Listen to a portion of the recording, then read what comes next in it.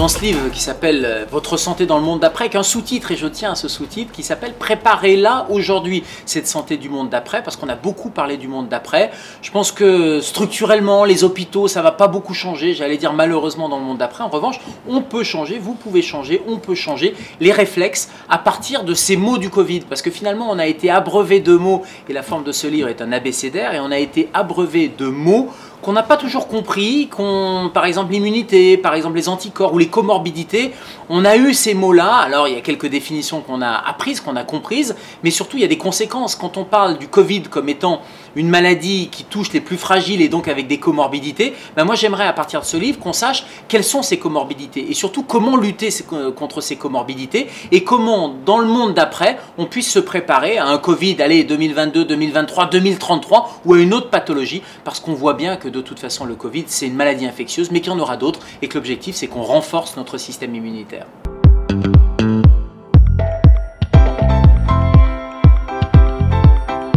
La médecine, c'est une vocation. J'étais en quatrième ou en troisième et je sortais de chez mon médecin généraliste et il y avait un accident avec le SAMU. Et vous savez, c'était toujours très impressionnant parce que plusieurs ambulances, des draps qui étaient mises pour cacher la scène de l'accident. Et là, je me rappelle d'une phrase de ma mère qui disait « Oui, c'est un bloc opératoire qui est installé dans la rue ». Et j'avais été très impressionné. Et je crois que c'est à partir de ce moment-là que j'ai vraiment eu cette espèce de vocation, de destin. Je ne me suis plus posé aucune question sur la suite et sur ce que je voulais faire après. Je voulais être médecin et donc j'ai commencé très vite à faire du secourisme. En troisième, j'étais moniteur de secourisme, donc j'ai eu toutes les dérogations, passé les brevets, vous savez, premier degré, deuxième degré, etc.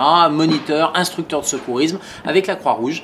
Ça a été vraiment un premier engagement. Et les week-ends, je l'ai passé au SAMU déjà comme urgentiste et lundi, je retournais en cours de maths, en cours d'histoire géo. Ça ne me passionnait pas, mais je savais que c'était fait dans un objectif, celui d'être médecin. Et Saint-Étienne, c'est une ville dans laquelle j'ai grandi, j'ai fait toutes mes études de médecine et je pensais il y a quelques semaines encore, je repensais à un prix de civisme que j'avais eu qui s'appelle le prix de civisme René Cassin. Pourquoi? Parce que tous ces cours de secourisme, il y a eu une traduction malheureuse qui aurait pu être malheureuse mais qui a été heureuse. Il se trouve qu'un de mes camarades de lycée a eu un accident de moto quelques années après. J'étais au lycée, devant le lycée Claude Foriel à Saint-Étienne et j'ai pu réagir correctement, lui sauver la vie et j'avais eu ce prix de civisme. Mais surtout, ça avait permis à mon prof de maths à l'époque de comprendre que vraiment c'était une vocation la médecine.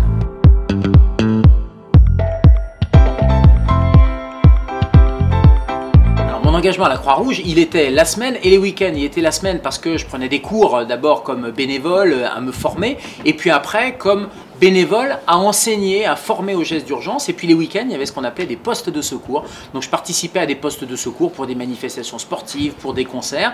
Et on avait la chance, et je dis la chance parce que vraiment pour moi ça a été la première étape, le premier pied mis à l'hôpital. On avait la chance de pouvoir faire des stages avec le SAMU et donc je sortais avec les équipes de SAMU et j'allais sur des accidents, sur des arrêts cardiaques et ça a été vraiment ce premier contact médical. J'ai rencontré pas mal de médecins, dont certains avec qui j'ai gardé contact, qui trouvaient ça très bien d'avoir cette vocation médicale et ce premier pied à l'hôpital. Je pense en particulier au professeur Gautron qui était un réanimateur pédiatrique qui, j'ai encore des nouvelles aujourd'hui, donc c'est 25 ans ou 30 ans après et ça m'a vraiment permis de rentrer dans les urgences pédiatriques, de voir ce qu'était le métier de médecin.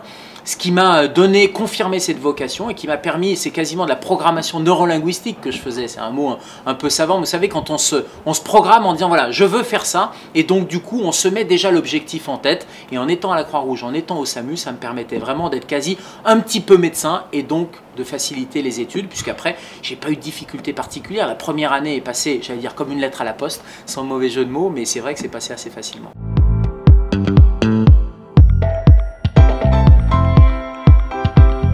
J'étais interne de santé publique à l'assistance publique hôpitaux de Paris et puis après je suis parti à mi-temps entre le ministère de la Santé et l'assistance publique hôpitaux de Paris. La santé publique pour moi c'est ce que je voulais faire. Je voulais faire à la fois de la santé individuelle, m'occuper de patients, mais comme j'avais fait un petit peu plus tôt que les autres, lié à mon parcours avec la Croix-Rouge, le SAMU, etc.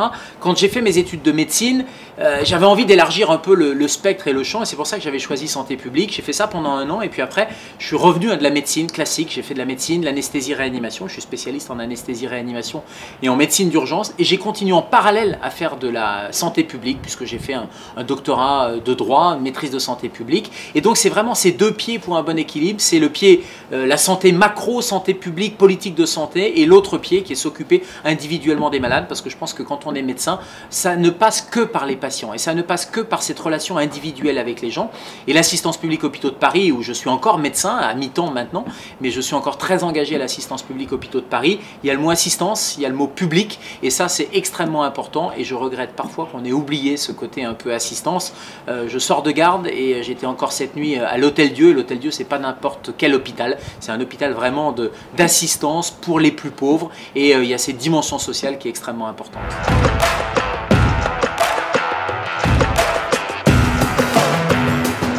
Je me rappelle très bien de la première intervention télé, en tout cas une des premières marquantes, c'était les JT. Je crois que c'était le premier journal d'Harry Roselmack à l'époque qui présentait le JT de TF1, et ça s'est fait de manière un peu impromptue. J'étais médecin urgentiste à l'Hôtel-Dieu, c'était la canicule, on avait ouvert les services d'ophtalmologie réquisitionnés et je m'occupais de gérer l'afflux de patients pendant cette canicule, et TF1 me demande de faire cette ouverture. Alors, au début ça devait être un reportage et puis finalement ça a été un direct.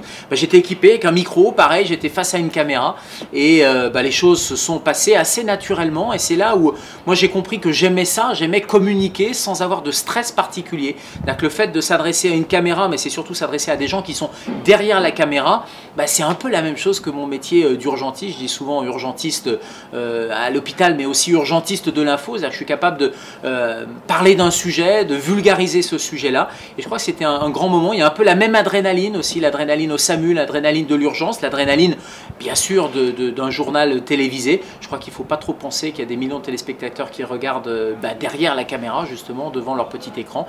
Et il faut tout simplement faire passer le message que je ferai passer quand je suis de garde, quand j'ai un patient dans mon box des urgences. Alors je me suis beaucoup mobilisé sur les urgences de l'Hôtel-Dieu parce que c'est un hôpital de proximité, et je trouve qu'il y a les deux mots-clés, il y a l'humanité et la proximité. On a un service à taille humaine, on est en plein cœur de Paris, c'est un hôpital où tout le monde peut venir. Alors l'assistance publique a voulu le fermer, il y a eu une bataille, mais je crois que tout le monde a compris que c'était un hôpital indispensable. Avec la récente crise Covid, on a vu qu'on était capable de se métamorphoser en quelques jours, transformer en centre de vaccination, et surtout décharger les autres services d'urgence. Tous les services d'urgence sont des usines à malades. Je reprends souvent cette expression en disant qu'on a 200, 300 malades et ça épuise les équipes, et c'est inconfortable pour les malades. Et finalement, les urgences de l'Hôtel-Dieu sont un service à taille humaine, et cette notion de taille humaine est extrêmement importante. Il y a cette notion d'assistance aussi, il y a des urgences vitales, mais il y a aussi de la bobologie, comme on dit. J'aime pas ce terme de bobologie parce que personne ne se rend aux urgences par plaisir, et c'est le métier des urgentistes, des infirmières, des aides-soignants d'accueillir, de faire le tri et de rassurer les gens et de leur dire non, finalement c'était rien du tout, vous pouvez rentrer chez vous. Et ça fait partie du métier des urgences. Les urgences, c'est trouver l'aiguille dans la botte de foin. L'aiguille, c'est le malade grave dans une botte de foin de malade pas grave. Plus la botte est grosse, plus c'est difficile de trouver le malade grave.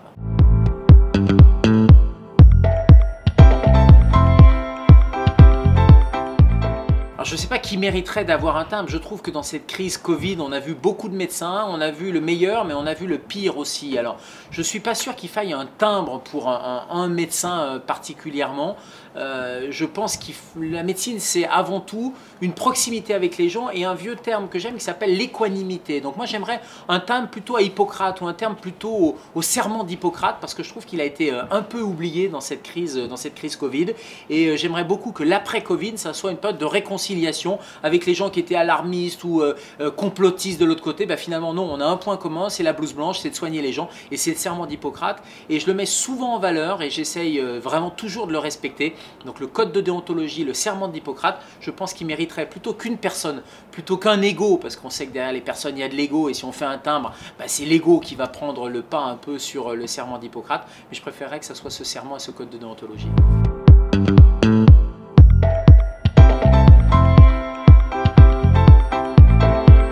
J'ai fait ce qu'on appelle une mobilité universitaire, un post-doctorat, parce que j'ai 2 doctorats, un doctorat de médecine et un doctorat de droit. J'ai fait de la recherche au Canada, à Toronto, dans la partie anglo-saxonne, en Ontario. Ça a été une expérience assez fabuleuse de voir un autre système, de voir d'autres collègues travailler, et en même temps, on a les mêmes problèmes dans les services d'urgence, les mêmes problèmes de surcharge, les mêmes problèmes de management, avec des économies d'échelle qui sont faites, des regroupements hospitaliers. Ça m'a permis de publier pas mal également. C'était dans une optique universitaire, et puis finalement la vie a fait que j'ai changé de voie pour me consacrer plus à une double vie médicale et médiatique plutôt que médicale et universitaire.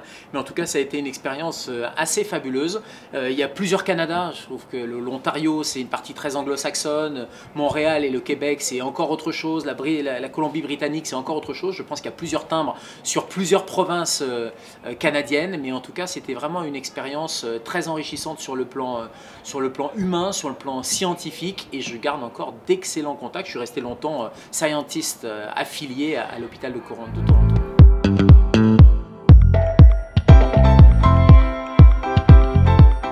Non, je ne m'imaginais pas sur un timbre-poste. En tout cas, moi j'ai un rapport avec le timbre, un rapport de collectionneur. J'ai des collections de timbres quand j'étais enfant ou adolescent. J'en ai retrouvé il n'y a pas très longtemps. Alors je les mettais précieusement par thème, je les groupais dans des beaux livres. J'aime beaucoup les beaux objets, les beaux livres. Et le timbre fait partie, je trouve, de cette culture, de bels objets. Et je trouve que les objets, sans paraphraser Lamartine, ont une âme. Et le timbre en fait partie. J'ai tous les objets autour du timbre aussi. J'ai retrouvé encore récemment quelque chose pour coller les timbres. C'est un système de petits rouleaux, je ne savais pas ce que c'était et on m'a expliqué que c'était pour humidifier plutôt que de le faire avec sa langue ou avec son doigt. Ça permettait d'humidifier le timbre. Et voilà, je trouve que toute cette symbolique autour des objets et en particulier du timbre est intéressante. Et puis le timbre, c'est aussi prendre le temps dans un monde qui va de plus en plus vite. Et pour un urgentiste qui n'a jamais le temps, je trouve que c'est bien de prendre le temps.